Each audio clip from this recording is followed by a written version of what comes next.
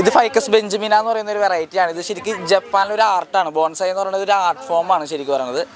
ഇതിന് ശരിക്കും എന്നേലും പ്രായമുള്ള ഒരു പ്ലാന്റാണിത്.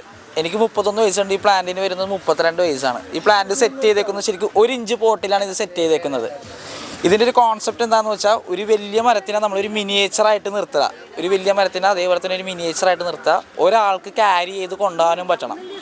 ഇതിൻ്റെ ശരിക്കും മേളിൽ നമ്മൾ മണ്ണിട്ടേക്കുന്നത് ഇത് സെറ്റ് ചെയ്ത് കാണിക്കാൻ വേണ്ടിയാണ്. ശരിക്കും ഇതിൻ്റെ അടിയിൽ മണ്ണില്ല എന്ന് പറയുന്നതാണ് ഏറ്റവും വലിയ സത്യം. ഇത് ഫുള്ള് നിൽക്കുന്നത് ഈ വേരിൽ തന്നെയാണ്. ഇത് ശരിക്കും ഒരുപാട് നാളത്തെ ഒരു എഫേർട്ടാണ് ഒരു ബോൺസായി പ്ലാന്റ് എന്ന് പറയുന്നത്.